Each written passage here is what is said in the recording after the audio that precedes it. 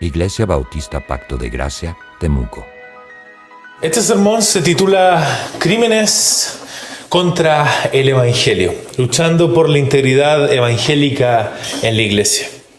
Basado en Gálatas capítulo 2, versículos del 11 al 14. Vamos a leer. Pero cuando Pedro vino a Antioquía, le resistí cara a cara, porque era de condenar. Pues antes que viniesen algunos de parte de Jacobo, comía con los gentiles, pero después que vinieron, se retraía y se apartaba, porque tenía miedo de los de la circuncisión. Y en su simulación participaban también los otros judíos, de tal manera que aun Bernabé fue también arrastrado por la hipocresía de ellos. Pero cuando vi que no andaban rectamente conforme a la verdad del Evangelio, dije a Pedro delante de todos: si tú, siendo judío, vives como los gentiles y no como judío, ¿por qué obligas a los gentiles a judaizar? Que el Señor añada bendición a la lectura de esta porción de su palabra.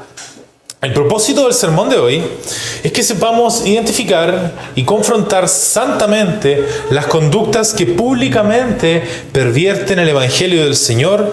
¿Para qué? Para preservar la integridad del Evangelio en la iglesia. Y esto es muy relevante para nosotros porque en toda iglesia hay personas con mayor visibilidad e influencia pública. Esta influencia les da a ellos una credibilidad tácita. Su ejemplo guía al resto.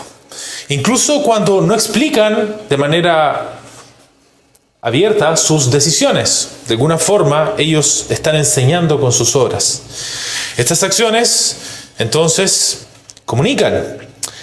Pero incluso estos pueden actuar públicamente de algunas maneras, algunas formas que sin decirlo contradicen la verdad del Evangelio.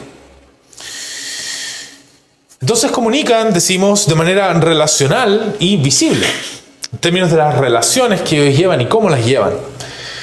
Y lo hacen comunicando un mensaje distinto, otro estándar, otra comunión, otra justicia. Y esto plantea una pregunta fundamental entonces. ¿Cómo se sostiene la integridad del Evangelio en la vida pública de la iglesia? ¿Cómo mantenemos al Evangelio íntegro cuando existen estas situaciones? Y ante esta pregunta hay un error en las que algunos caen. Y esto se expresa en dos extremos.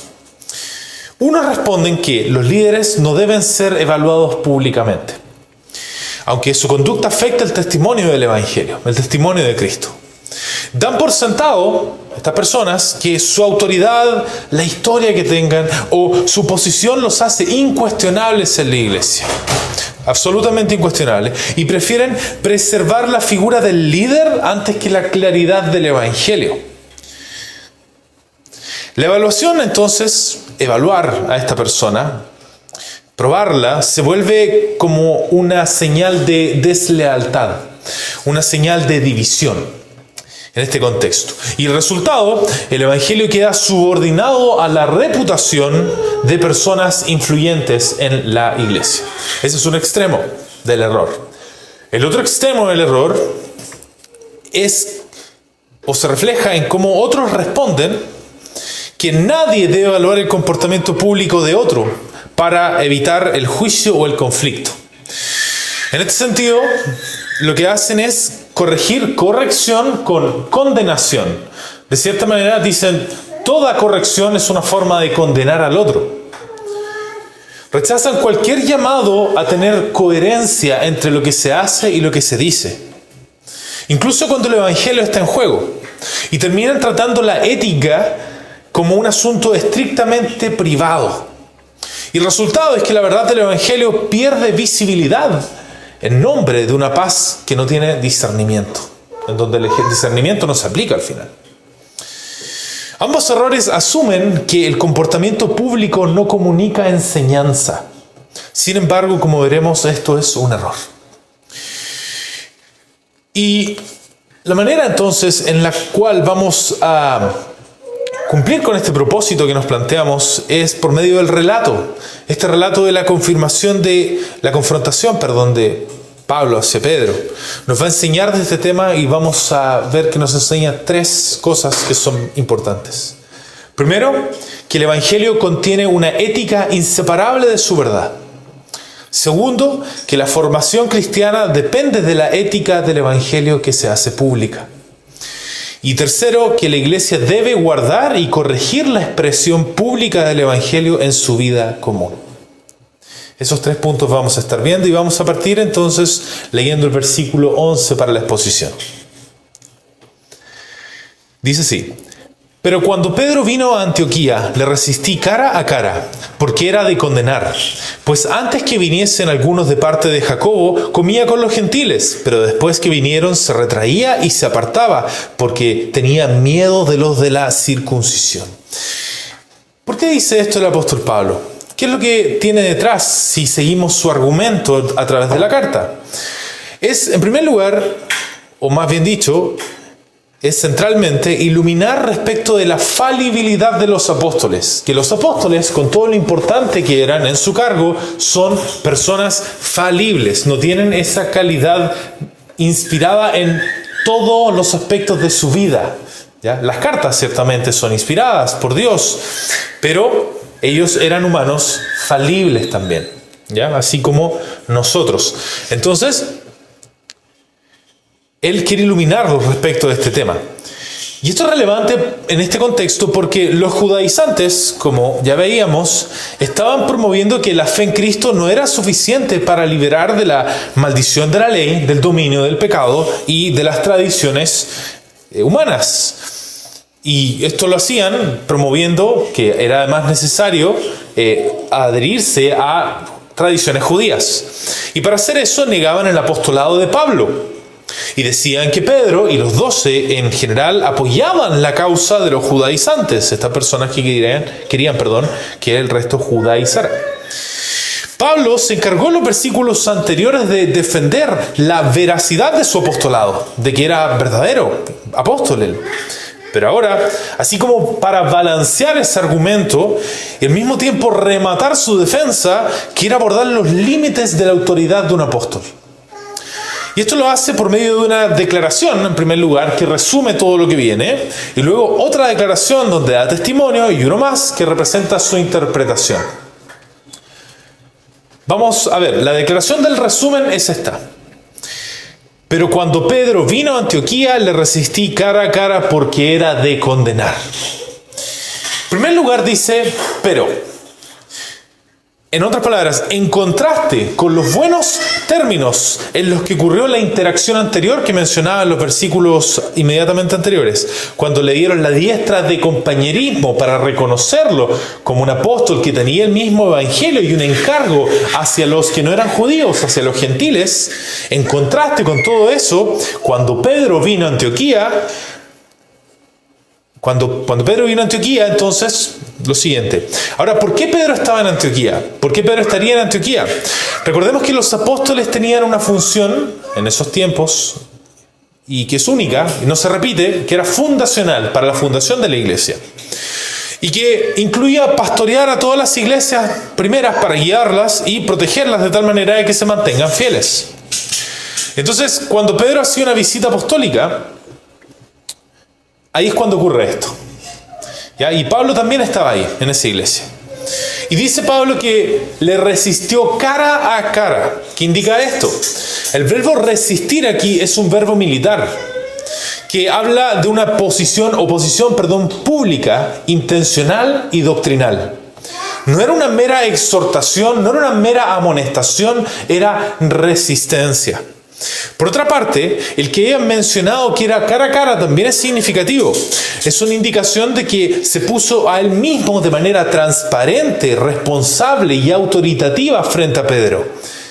Y esto porque era de condenar, dice. La palabra para condenar aquí no es una palabra suave.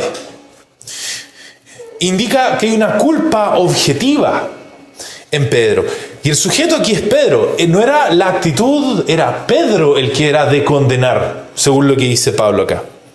Ahora, ¿qué tipo de condenación está hablando Pablo acá? No es que estuviera mandando a Pedro al infierno. no es una una condenación judicial final de la que habla acá, como si hubiese perdido la salvación, pero sí una condenación objetiva. ¿Ya? Es en base a lo que él hizo, no a una opinión. Y también es pública, a eso se refiere, con que era de condenar. ¿Y por qué era de condenar? Por lo que nos va a contar a continuación entonces. Y acá empieza el testimonio de Pablo, que dice esto: pues antes que viniesen algunos de parte de Jacobo, comía con los gentiles, pero después que vinieron se retraía y se apartaba, porque tenía miedo de los de la circuncisión.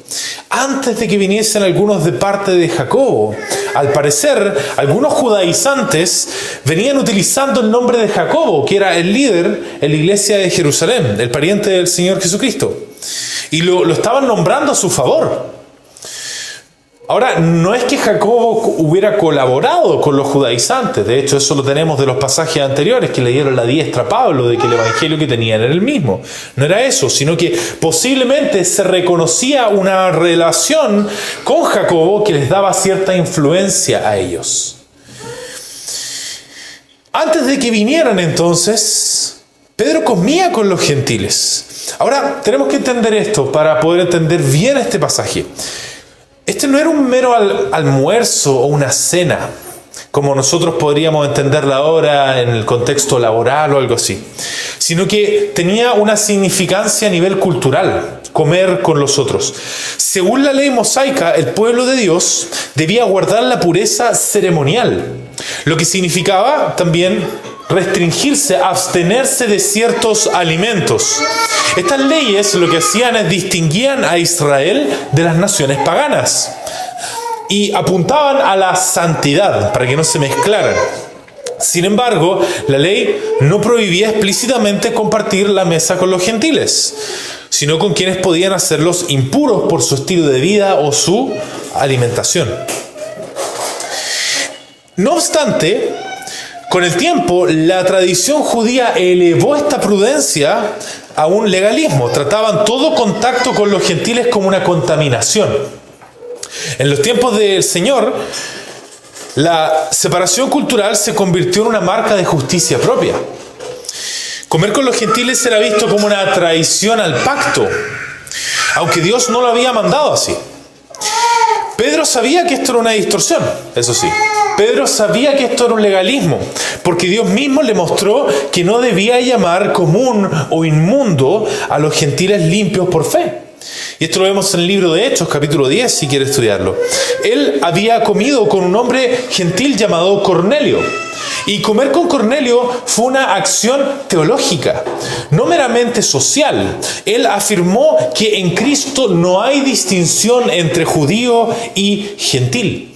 Entonces, su comunión con los gentiles fue una forma de predicar: Dios los ha aceptado y yo también los he aceptado. ¿Por qué? Porque somos unidos en Cristo en base a la fe. Entonces, lo que está diciendo Pablo aquí es lo siguiente, que Pedro, el que comenzó a enseñar respecto de la pureza de los alimentos y por tanto de lo inválido que es no compartir mesa con ellos, el mismo Pedro que fue cuestionado por los judíos en su momento al respecto y defendió su decisión de comer con gentiles, ese mismo Pedro antes comía con los gentiles, pero después que vinieron los de parte de Jacobo, se retraía y se apartaba. Entonces, esto nos indica algo. Pedro estaba haciendo algo que fue evolucionando en el tiempo. La palabra retraer indica un disimulo estratégico, como que lo hacía escondida. Posiblemente al principio él se excusaba de comer de manera sutil, de manera más discreta. Pero luego la palabra clave aquí es que él se apartaba. Y esta palabra es importantísima, porque el verbo apartar de aquí es el que se usa para consagración. Esto nos habla de que Pedro hizo una señal clara, una señal visible de separación con los gentiles. Una señal que era pública, que él se podía ver.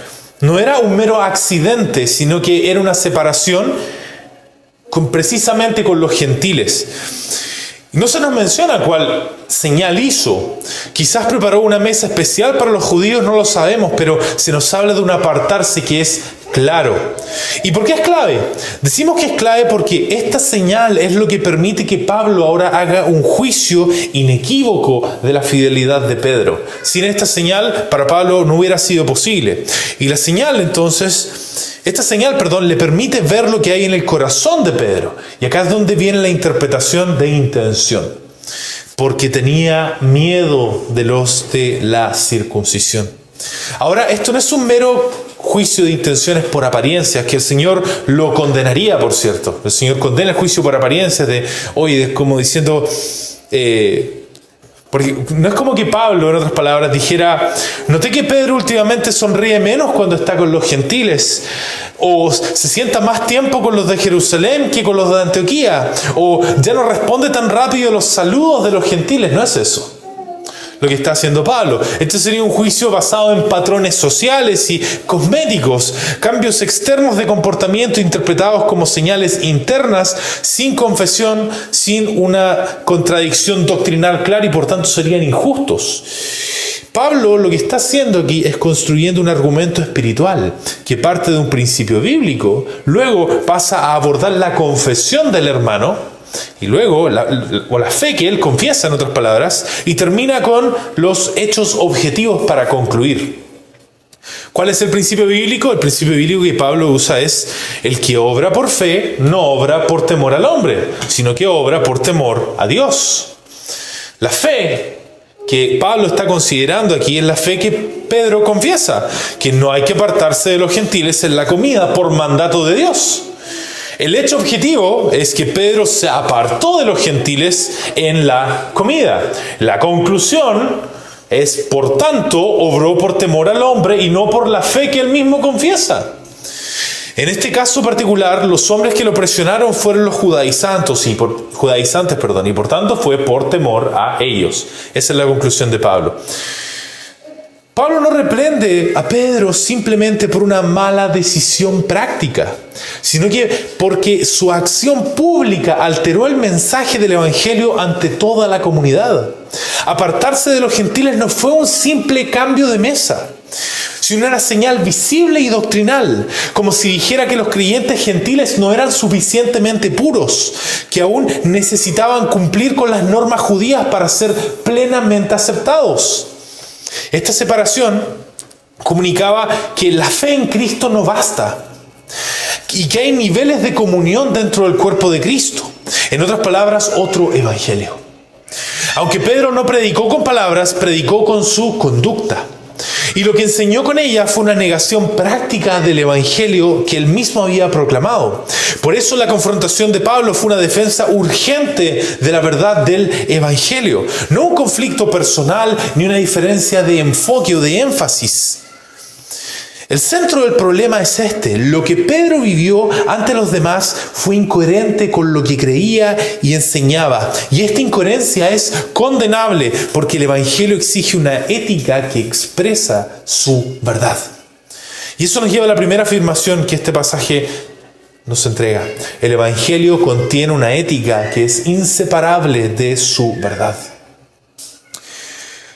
¿Qué es el Evangelio? Partamos con eso.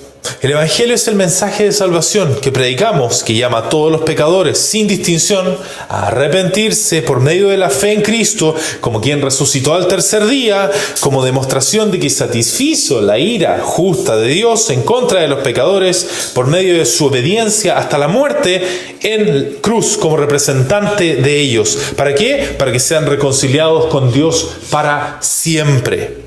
Y esto por medio de la fe solamente, como decíamos. ¿Qué significa entonces que contenga una ética inseparable de su verdad?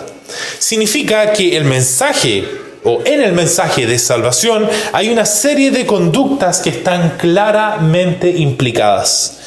Están de tal manera implicadas que abandonar esas conductas equivale a negar el Evangelio. En toda la carta, Pablo enseña que el Evangelio conduce a una conducta de libertad en Cristo, que no puede ser violada sin contradecir el Evangelio mismo. Por eso, en los pasajes anteriores vimos que él no se sometió por ningún momento a las exigencias de los judaizantes. Entonces decimos esto: si el Evangelio nos ha libertado de la maldición de la ley, entonces nuestra forma de vivir debe reflejar eso. Obedecemos a Dios no para que nos acepte, sino porque ya nos ha aceptado por medio de Cristo. Vivimos conscientes de que somos justos delante de Dios solamente por la fe y no por nuestros logros. Y todo lo que hacemos busca mostrar la gracia que nos salvó sin que aportáramos nada. Si el Evangelio nos ha liberado del poder del pecado, entonces nuestra forma de vivir también lo muestra.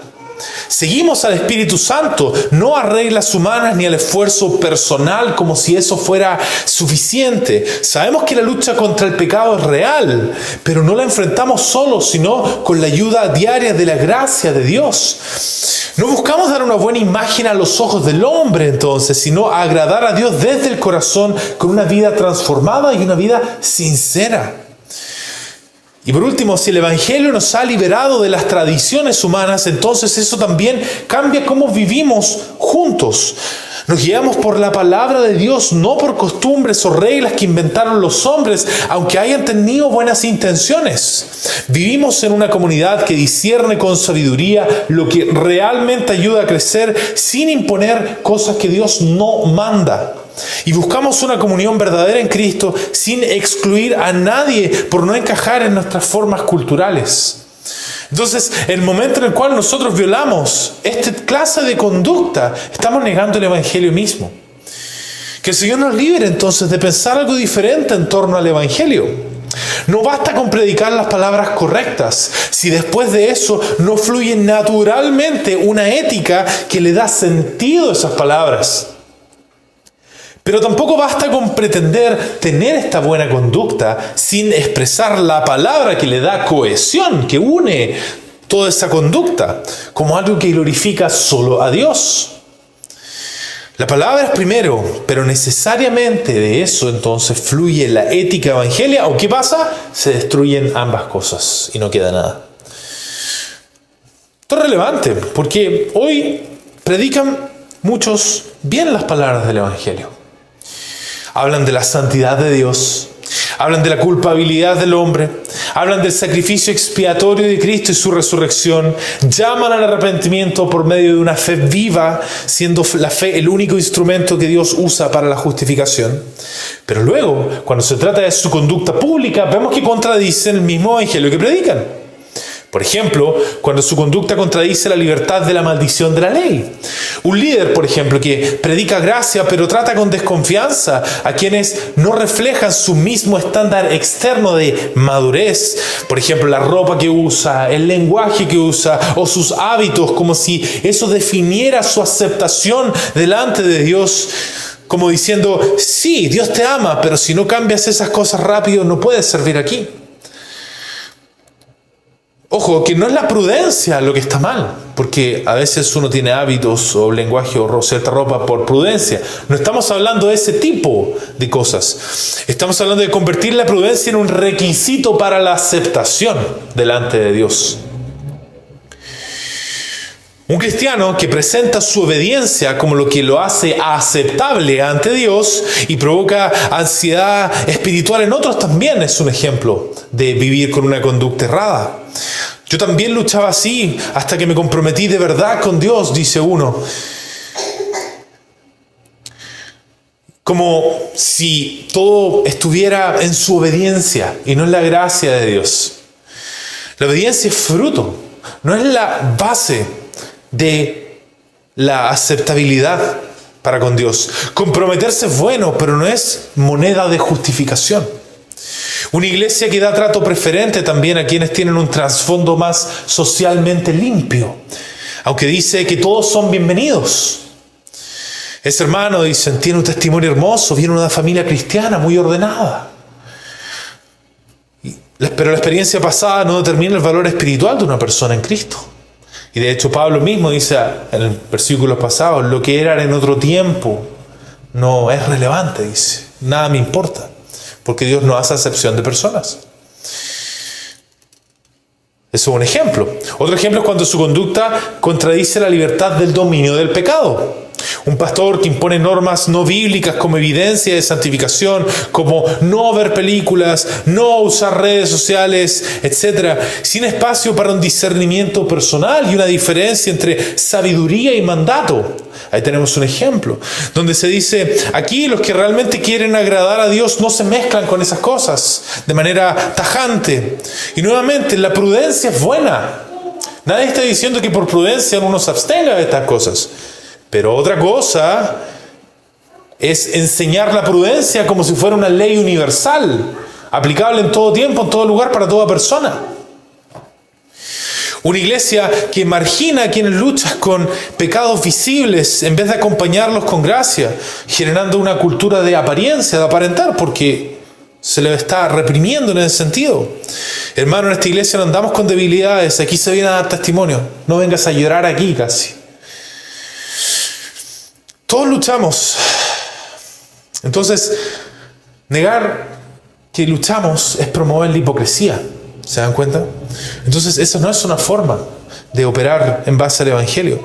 Entonces, eso no es una forma de promover la santidad que naturalmente proviene del Evangelio. Otros que usan su libertad como excusa para vivir carnalmente, también es una forma de negar el Evangelio, sin someter su vida al Espíritu ni considerar la edificación de otros. No me juzgues, hermano, dicen. Dios ve mi corazón, no mis decisiones personales.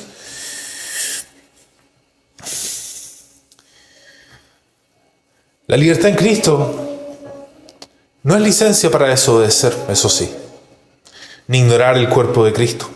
Por esa razón, entonces decimos que esto también es una negación del Evangelio. Entonces, hemos visto cuando una conducta contradice la libertad de la maldición de la ley, cuando contradice la libertad del dominio del pecado. Veamos cuando una conducta ahora contradice la libertad de tradiciones humanas. Un liderazgo que descarta hermanos fieles por no seguir tradiciones de la iglesia no bíblicas, como si las formas que se heredan de la tradición fueran absolutamente incuestionables. Y dicen, yo sé que enseña bien, pero aquí siempre hemos hecho las cosas así, por ejemplo. Así que no puede enseñar aquí. Las tradiciones pueden tener valor, pero no deben reemplazar la autoridad de la palabra. No deben reemplazarla. Otro ejemplo es iglesias que confunden sus propias formas culturales de reverencia con un estándar bíblico, despreciando otras expresiones legítimas que también buscan honrar a Dios. Dicen, esa manera de adorar no es reverente. ¿Por qué? Porque no se siente como lo hacemos nosotros. Pero la reverencia no se mide por una familiaridad cultural, sino por la conformidad al carácter de Dios revelado en la palabra. Tampoco entonces se puede vivir así. Y por último, personas que vinculan su fidelidad al Evangelio más con la identidad de su grupo que con la sumisión creciente a la palabra, a las Escrituras, como si la verdad dependiera del círculo al que pertenecen. Y se dice, los que realmente predican el Evangelio están con nosotros, los demás se han desviado. Pero y hay que hacer una observación aquí. Es legítimo estar convencido de que una tradición es más fiel, pero esa convicción debe brotar de la palabra, no de una lealtad ciega a una comunidad o a una figura. Estas conductas, entonces, son conductas que van en contra del Evangelio, de la libertad que el Evangelio promueve. Por otro lado, también debemos tener cuidado con el otro extremo. Pensar que una buena conducta basta por sí sola para comunicar el Evangelio y que no es necesario hablar de Cristo de forma clara y de forma directa. Esta idea a veces se expresa cuando se dice, predica el Evangelio en todo tiempo y si es necesario usa palabras. Aunque suene humilde y suena piadoso, es una verdad a medias, es incompleta y es peligrosa. Porque si bien nuestra conducta debe respaldar nuestro mensaje, la fe no viene por observar vidas ejemplares, sino por oír la palabra revelada de Cristo. El Evangelio no es un estilo de vida en ese sentido, sino una buena noticia que debe ser comunicada con claridad, con fidelidad y palabras comprensibles. Nuestras vidas son un ¿Un adorno de qué? Del mensaje que estamos predicando. El Señor Jesús es un ejemplo. Él vivió en perfecta coherencia, pero también predicó con claridad. El tiempo se ha cumplido y el reino de Dios se ha acercado. Arrepentíos y creed en el Evangelio. Los apóstoles no solo dieron testimonio con su vida, sino que hablaron de Cristo en todo lugar, a tiempo y fuera de tiempo. Pablo no dijo, vivan bien y si alguien pregunta, hablen. Él dijo, ay de mí si no predico el Evangelio. Finalmente, una iglesia con buena ética, pero sin mensaje claro de Cristo, no transforma vidas. Puede haber servicio, puede haber orden, puede haber cortesía, pero si no predica el Evangelio, los no creyentes pueden admirar mucho a las personas que están ahí sin arrepentirse. Pueden generar nexos de cariño sin arrepentirse. Y eso no genera unidad cristiana. Y decimos esto, la ética sin Evangelio no salva a nadie. Lo otro que decimos es esto: cuando las buenas obras reemplazan la sana doctrina, la cruz pierde el centro. El cristianismo se vuelve un moralismo amable, pero sin poder para redimir. El apóstol Pablo dice claramente, ¿cómo creerán en aquel de quien no han oído? Tienen que oír de Cristo. Y por último, un testimonio sin palabra es como medicina sin etiqueta. No se entiende, ni se recibe. La conducta puede abrir puertas, pero solo la palabra da fe. El ejemplo debe acompañar al mensaje, no sustituirlo. Queridos hermanos, entonces, que el Señor nos libre de caer en estas cosas. Más aún, que la libertad sea nuestro compás. Así lo plantea Pablo en esta carta. Siempre en torno a la conducta que tenemos en lo público. El examen que tenemos que hacer es lo siguiente.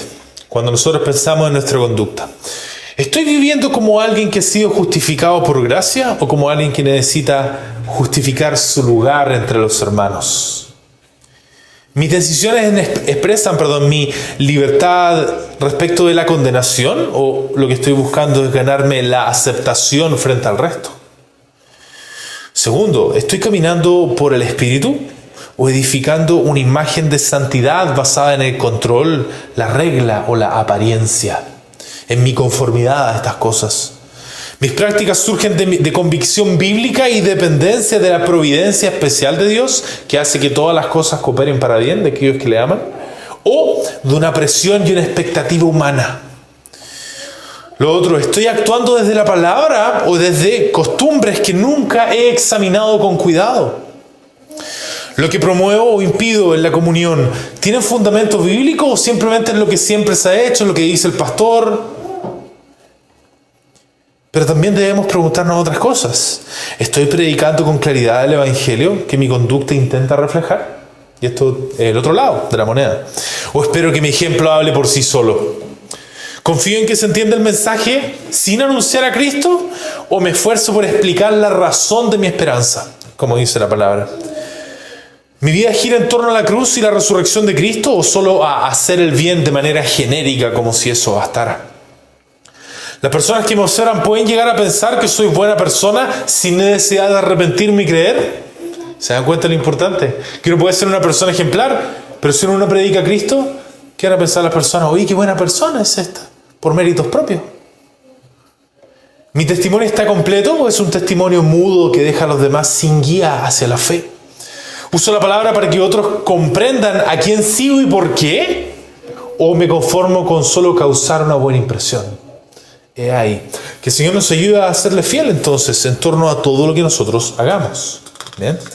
Pasemos entonces a leer el versículo 13. Y en su simulación, luego dice, refiriéndose a Pedro, participaban también los otros judíos, de tal manera que aún Bernabé fue también arrastrado por la hipocresía de ellos. ¿Qué es lo que quiere hacer Pablo con esto? Concientizar de la gravedad de lo que hizo Pedro el apóstol con su separación de los gentiles. En el pasaje anterior, Pablo estaba explicando que los apóstoles eran falibles. Y ahora no solo está diciendo Pedro falible, sino que falló feo. Y Es relevante porque para los judaizantes tener a Pedro apartándose de los gentiles tiene que haber sido un gran apoyo para su causa. Entonces Pablo, luego de haber establecido que Pedro era merecedor de condenación por lo que hizo y que por tanto no estaba libre de un examen a la luz de la palabra, ahora enfatiza la gravedad de lo que hizo Pedro. Y lo hace a través de una declaración y una expansión de esta.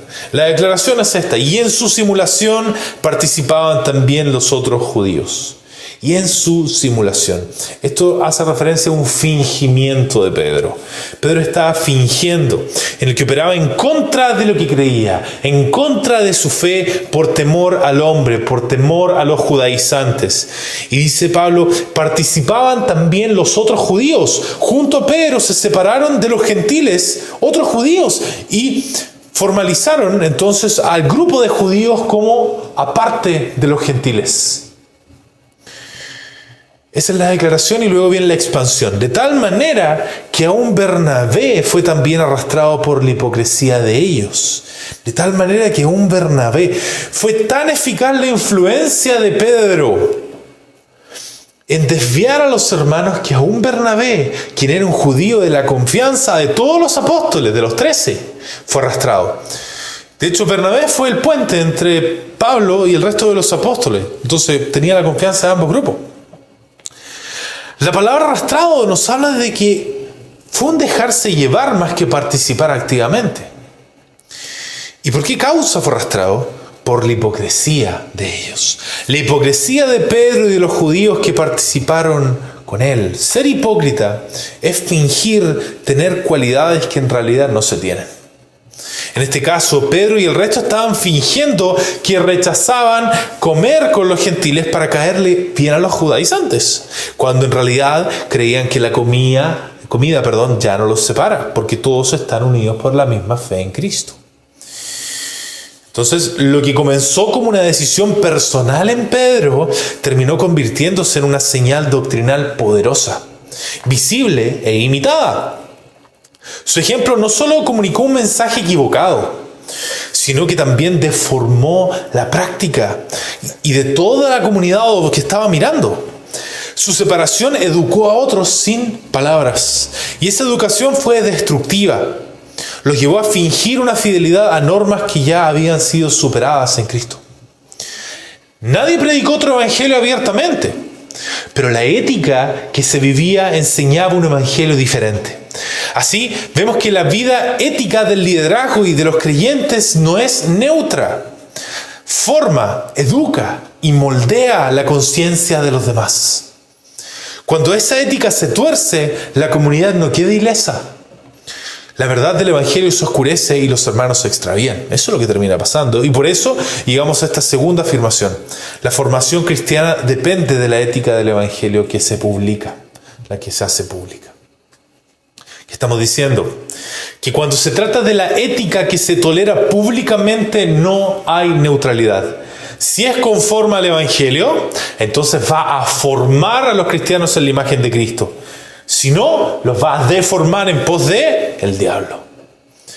En este sentido, la capacidad de una iglesia para cumplir con la gran comisión, es decir, para operar como una iglesia, depende de que la ética que se tolera públicamente sea solo la evangélica. Y con eso nos referimos a aquella ética que refleja la libertad en Cristo. En este caso, vemos que la iglesia de Antioquía casi termina apostatando por la conducta pública de Pedro. Y los judaizantes también, aunque no hubiesen cambiado una palabra al evangelio que predicaban. Observamos que algunos participaron activamente, pero también vemos el caso de Bernabé, que fue pasivamente arrastrado, dejándose llevar por la corriente. Hermanos, entonces, que el Señor nos libre de pensar que no es grave tolerar públicamente estas conductas en contra de la libertad de la que hablábamos. El primer extremo es pensar que la conducta pública no tiene efectos doctrinales, como si las acciones visibles fueran un asunto de conciencia individual nomás. Y en algunos casos se toleran ciertas prácticas bajo el argumento de que cada uno responda ante Dios, sin discernir que lo visible enseña. Pero cuando una iglesia permite comportamientos que en la práctica niegan la unidad, la gracia o la libertad cristiana, esos comportamientos forman a otros en un evangelio diferente, aunque el púlpito mismo siga proclamando la verdad. Y ojo, esto no se trata de hacer un juicio superficial, como ya lo vamos a ver más adelante, sino que se trata de esa incoherencia que hay entre yo sé que esto es verdad, yo sé que el resto sabe lo que yo creo y yo obro en contra de eso, como lo que hizo Pedro. De eso se trata. Entonces, así, sin cambiar ni una sola palabra de la predicación, se va formando una comunidad deformada, que cree lo que ve, no lo que oye. Alguno puede preguntar en su ignorancia, ¿dónde está la unión con Cristo para conocerla? Si alguien viene, por ejemplo, podría preguntarse eso. Y alguien podría responder, mira, ahí está, en el hermano. La pregunta es, ¿qué va a haber en ese hermano? ¿Una vida que predica la aceptación por conducta, la santidad por apariencia y la justicia por costumbre? Como dijo alguien, lo que una generación tolera, la siguiente lo enseña y la tercera lo convierte en tradición. Y eso es lo que termina pasando cuando empiezan a tolerarse estas cosas. Ese es un extremo. El segundo extremo es asumir que mientras se predique la verdad, no importa si la conducta pública es contradictoria. Se proclama la justificación por gracia, pero se mantiene una cultura de mérito sutil. Solo sirven los aptos, solo avanzan los impecables. Se habla de libertad cristiana, pero se toleran reglas no bíblicas, impuestas como pruebas de fidelidad, más allá si es prudente o no. Como decíamos, vestirse de cierta manera, ambientarse sonoramente de cierta manera, preferir ciertos estilos musicales, nos referimos, por cierto, o cierto estilo de arte, arquitectura. Este error confía en la ortodoxia verbal como suficiente, como si decir las palabras correctas sean suficientes, sin reconocer que la incoherencia ética silencia la verdad en los hechos. La iglesia se vuelve entonces como un predicador que habla claro desde el púlpito, pero en donde su vida grita lo contrario desde la banca. Y el pueblo aprende más del grito que del sermón. Queridos hermanos, entonces no caigamos en pensar por un segundo que la conducta pública es algo indiferente para nosotros, sino que reconociendo la relación entre la conducta y el evangelio, tengamos cuidado con nuestras palabras y hechos, considerando que otros van a ser enseñados por esto. Por supuesto que esto aplica especialmente para los líderes, pero si uno de ustedes, hermanos, trae a otro a la iglesia, ustedes van a ser influyentes para ese que traen. Y así, a medida que pasa el tiempo, la gente se va volviendo influyente en la vida de otros. Entonces tenemos que darle la gravedad que corresponde. Si no se detiene, puede comenzar a arrastrar hasta los más fieles, como ocurrió con Bernabé. La fórmula de apostasía es la tolerancia de estas cosas. Por tanto, no pueden ser permitidas. Ahora, hermanos, es importante en este punto observar dos cosas. Primero, los pecados que están en vista acá son pecados públicos que comunican un evangelio diferente. En otras palabras, conductas que atentan contra la libertad que fluye del evangelio. ¿Ya? Conductas de sospecha, nos referimos hacia quienes no encajan en estándares humanos, confianza en la apariencia externa más que en el fruto del espíritu y lealtad a formas heredadas más que la palabra. Así, con sus hechos enseñan que no basta con la fe, que la obediencia debe verse de cierto modo único y que la comunión depende de parecerse al grupo antes que estar en Cristo. Segundo, este es el segundo punto, es importante en este punto observar que no se pide una obediencia perfecta en nuestra vida pública, ni siquiera a los líderes, por cierto. Lo que el Señor nos pide es una obediencia evangélica. ¿Qué significa esto?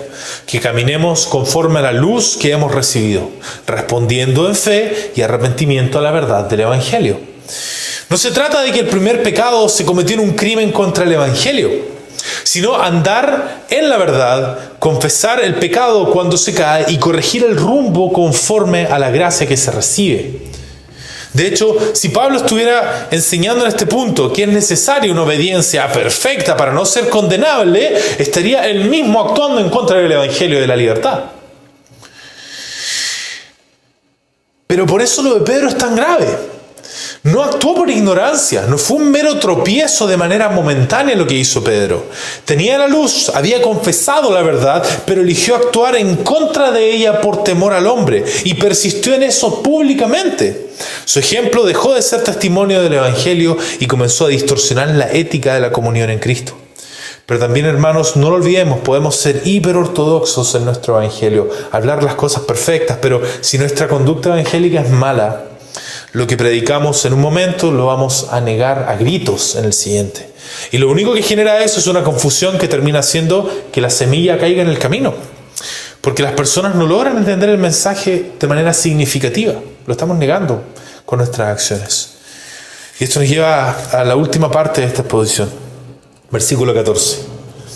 Pero cuando vi que no andaban rectamente conforme a la verdad del Evangelio, dije a Pedro delante de todos: si tú, siendo judío, vives como los gentiles y no como judío, ¿por qué obligas a los gentiles a judaizar? Se refiere a adoptar estas costumbres judías. El propósito de Pablo acá es hacerles ver que aún los apóstoles están por debajo de la verdad del Evangelio. Y esto es relevante porque los judaizantes usaban el ejemplo de Pedro como un respaldo implícito para su causa. Por eso, Pablo no solo corrige una conducta, sino defiende el Evangelio contra una distorsión avalada por esta figura de autoridad que es Pedro. La situación exige mostrar que ni Pedro ni ningún apóstol está por encima de la verdad del Evangelio. Pablo hablará no como un rival, sino como un siervo de esa verdad, dejando claro que toda autoridad está sujeta a ella. Y esto lo hace con una cláusula de condición y una declaración de testimonio. La cláusula es esta: pero cuando vi que no andaban rectamente conforme a la verdad del Evangelio, entonces dice, pero cuando vi.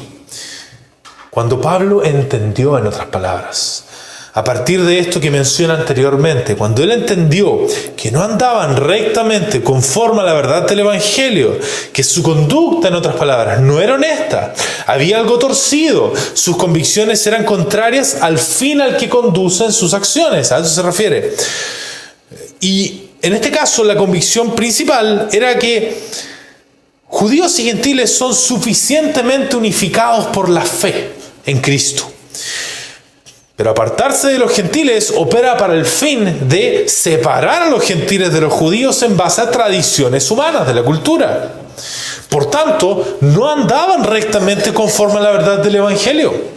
La verdad del Evangelio aborda toda la verdad, pero en este caso apunta a la verdad en torno a la unidad que no está basada en etnias, sino en la fe en Cristo. Entonces, cuando Pablo vio esto, y ahora da su declaración de testimonio: dije a Pedro delante de todos: si tú, siendo judío, vives como los gentiles y no como judío, ¿por qué obligas a los gentiles a judaizar?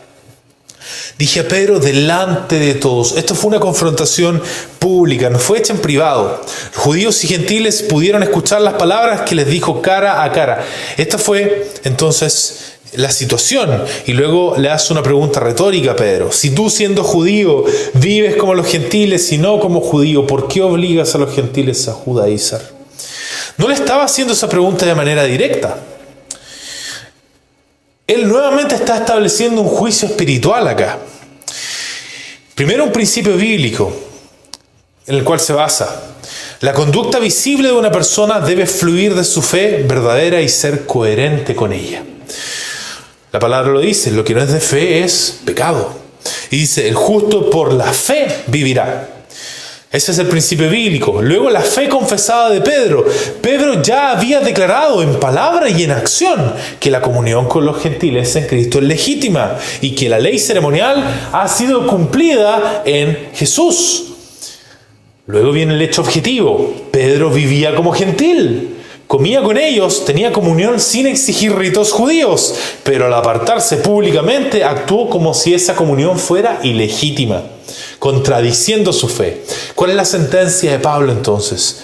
Pedro, al cambiar su conducta por presión de los judaizantes y aparentar una fe que él no sostiene, se convirtió en un hipócrita. Su ejemplo no solo contradice su propia fe, sino que lleva a otros a cargar con un yugo que él ni siquiera acepta.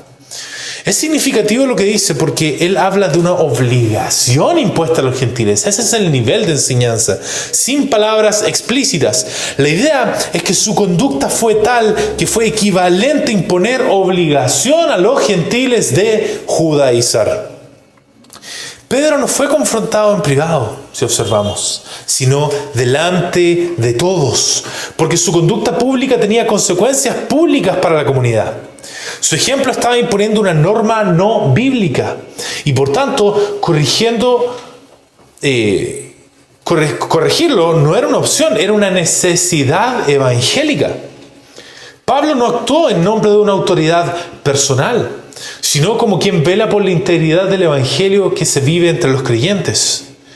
Y al hacerlo, modeló cómo la iglesia debe actuar cuando la vida pública de sus miembros, especialmente de sus líderes, contradice la verdad que proclaman. Este acto nos recuerda que la fidelidad al evangelio no se guarda solo desde el púlpito, sino desde la coherencia ética del grupo entero, del cuerpo entero. Por eso llegamos al tercer principio, y el último, y con esto ya estamos terminando. La iglesia debe guardar y corregir la integridad evangélica de su vida común. Queridos hermanos, el evangelio no solo se predica desde el púlpito, se manifiesta en la vida compartida de la iglesia, en cómo recibimos, cómo discernimos, cómo corregimos y cómo restauramos. Por eso la integridad del evangelio no es solo responsabilidad de los pastores, sino de toda la iglesia. Cada miembro del cuerpo de Cristo está llamado a velar por lo que se vive, enseña y tolera la iglesia. Y que refleje la verdad que proclamamos, por supuesto. Esto significa que cuando un pecado público contradice esta verdad, como negar con hechos la libertad, como decíamos, la gracia o la unidad en Cristo, la iglesia debe intervenir para corregir, para proteger y restaurar. No para defender su imagen, ni por celo desordenado tampoco, por cierto, sino por amor al evangelio y el bien de los hermanos. Y esta corrección debe hacerse según el mismo evangelio, con mansedumbre, no con dureza, con verdad, no con exageración, con justicia, no con venganza, con orden, no con escándalo, y con propósito redentor, no con espíritu de superioridad. Y aquí hay dos peligros que nosotros debemos evitar. Primero, el silencio cómplice, cuando nadie dice nada, aunque todos ven el problema. Cuando se permite que líderes o hermanos contradigan el evangelio en lo público por miedo, favoritismo o comodidad, o cultura. Este silencio no es humildad, es irresponsabilidad. La iglesia se vuelve culpable por omisión y el evangelio se oscurece gracias a eso. Ese es el primer error. El segundo peligro, es la corrección individualista, desordenada o impulsiva. Algunos, al ver un error, actúan por cuenta propia, sin discernimiento, sin consejo, sin mansedumbre y sin someterse al orden bíblico. Publican, confrontan o denuncian sin considerar el proceso que el evangelio mismo establece. Primero a solas, luego con testigos, luego a la iglesia. Esta forma de hacerlo no defiende el evangelio, finalmente lo termina traicionando, convierte la verdad en un arma, no en medicina. Entonces, querido hermano, esto es lo que tenemos que hacer en realidad. Primero, discernir espiritualmente si lo que vemos contradice el evangelio. No toda falta requiere una confrontación pública, pero cuando una conducta visible niega la gracia, niega la unidad o la libertad del evangelio, estamos llamados a discernir con temor de Dios. No corregimos por molestias personales, sino, ¿por qué? Por el amor que salva. Amor a la verdad que salva, Entonces lo que hay que hacer es aplicar el orden de Mateo 18 cuando sea posible. La corrección debe comenzar en lo privado si el asunto no ha sido público. Jesús nos dio este orden por sabiduría también. Si tu hermano peca contra ti, ve y repréndele estando tú y él solos. Solo cuando el pecado persiste y afecta a otros se hace necesario ampliar el círculo hasta incluir a la iglesia, si fuese necesario.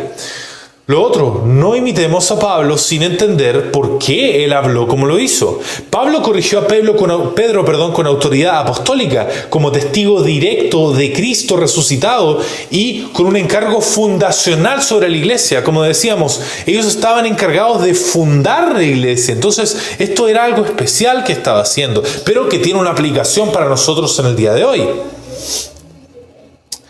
Nosotros no tenemos esa clase de autoridad apostólica como individuos, pero sí nosotros actuamos bajo el gobierno de la iglesia local conforme a la palabra. Entonces, esa actitud aplica a nosotros, la actitud apostólica de Pablo. Por tanto, para corregir públicamente con legitimidad, debemos primero someternos a la estructura de la iglesia local, ancianos, disciplina congregacional y procesos establecidos, buscar el consejo espiritual y cobertura pastoral antes de hablar públicamente, y por último, respetar la jurisdicción espiritual del cuerpo, para que la corrección no se vuelva un desorden, sino edificación. Lo otro es que hay que corregir con mansedumbre, no con orgullo. El fruto del Espíritu no desaparece cuando alguien yerra. La mansedumbre, la paciencia y el dominio propio deben marcar nuestra forma de hablar. No se trata de demostrar quién tiene razón esto, sino de servir a la verdad con un corazón humilde. Vosotros que sois espirituales, restauradle con espíritu de mansedumbre, dice el libro de Gálatas más adelante. Y por último, busca la restauración visible si Dios concede arrepentimiento. Así como el error fue público, también debe ser la reconciliación, para que toda la iglesia pueda ver cómo el Evangelio no solo confronta, sino que también restaura. Repréndelos delante de todos para que los demás también teman, dice 1 de Timoteo. Una iglesia que no sabe corregir con gracia, tarde o temprano dejará de corregir con verdad. Concluimos con esto. El Evangelio no es solo un mensaje que se predica, sino una verdad que se vive. El Evangelio no solo demanda fe en Cristo, sino una ética coherente con esa fe. Nuestra conducta pública puede afirmar, efectivamente, o negar el Evangelio que proclamamos. Lo que los creyentes ven en la comunidad tiene un poder formativo, enseña, edifica o pervierte, aunque no se diga una sola palabra. Y ahí es donde Pablo dice, no andaban rectamente conforme a la verdad del Evangelio. Segundo, la formación de la iglesia depende de que hay una coherencia entre lo que se predica y lo que se practica. Cuando toleramos prácticas que contradicen la gracia, la libertad o la unidad en Cristo, enseñamos otro evangelio en los hechos. Lo gritamos, de hecho. Incluso los más fieles pueden ser arrastrados por una cultura que vive en contradicción con lo que cree. Y la iglesia debe cuidar entonces no solo lo que se predica desde el púlpito, sino también lo que permite en su vida común. Aún Bernabé fue arrastrado por la hipocresía, ese hombre fiel. Y por último, la corrección evangélica debe ser ejercida con verdad, con orden y con mansedumbre. No todos podemos hablar como Pablo, querido hermano, pero todos debemos actuar bajo la autoridad de la iglesia local. Las faltas públicas deben corregirse bajo el orden de Cristo, ni silencio cómplice por un lado, ni justicia impulsiva por el otro. El propósito no es castigar, sino preservar la integridad del Evangelio y restaurar a los caídos con un espíritu de mansedumbre. Si tú, siendo judío, dice Pablo, vives como los gentiles, ¿por qué obligas a los gentiles a judaizar? Esa clase de corrección, reflejando, esa clase de corrección. Aplicación final. Entonces, queridos hermanos, que el Señor nos dé este celo santo, entonces, sabiduría pastoral y humildad evangélica también, para vivir lo que creemos, discipular con lo que practicamos y corregir con la verdad del Evangelio, no con la carne. Y así vamos a ser una iglesia que no solo proclama, sino que camina conforme a la verdad del Evangelio. Que el Señor nos ayude entonces y confirme esta enseñanza.